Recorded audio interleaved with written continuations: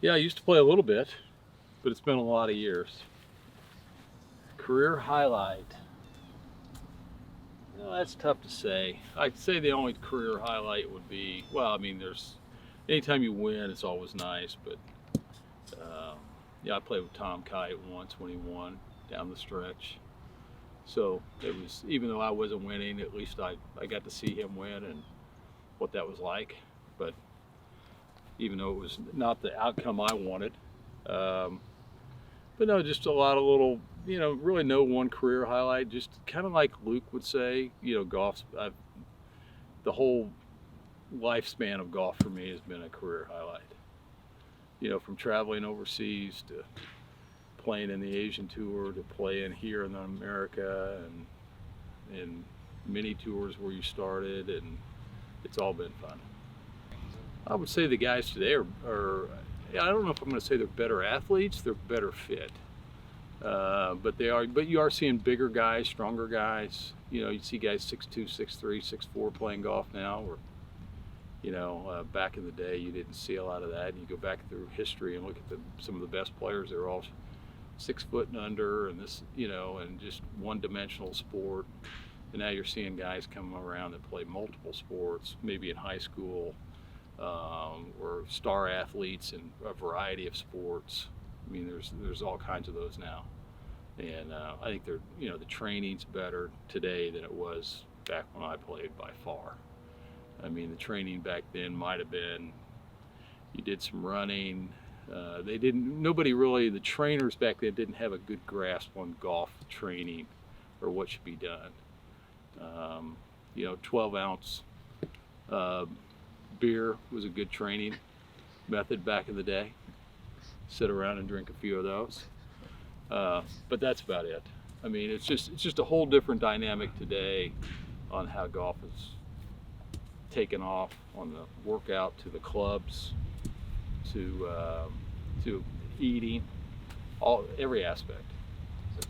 Yeah, I'm always looking at guys, young guys, trying to evaluate talent. I mean, there's no perfect science to it. As there's plenty of guys who come out of college that you think are the guy, and are their first team All-Americans, or they're on the Walker Cup team, or what it may be. But it's very small percentage that actually go to the next level.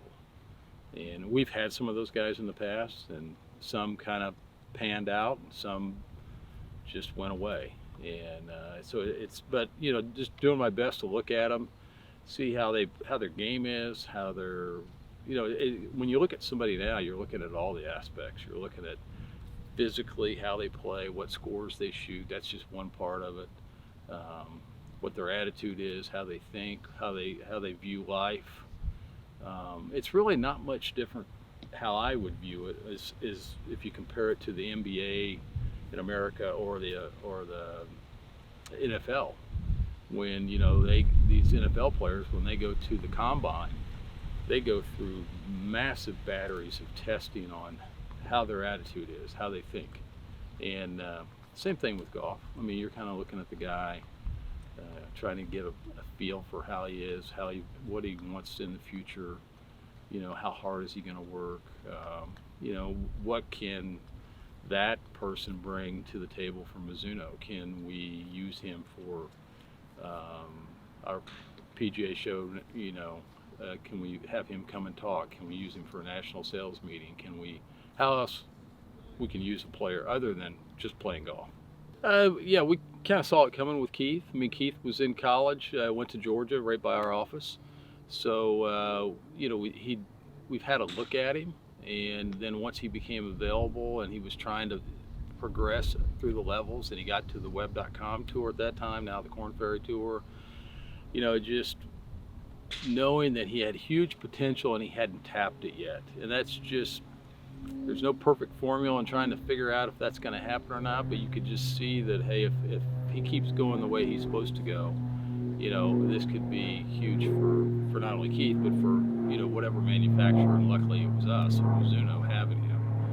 And so you just kind of keep looking at that, and Keith really, it's still got umpteen potential to go even further. he hasn't tapped his full possibilities. I mean, I see Keith, as time goes on, becoming a multiple winner, hopefully a major winner. And but that's how you kind of look at those guys. And then Stephen Fisk, you know, right out of college, one of the best amateurs in the country, on the Walker Cup team, you know, first team All-American.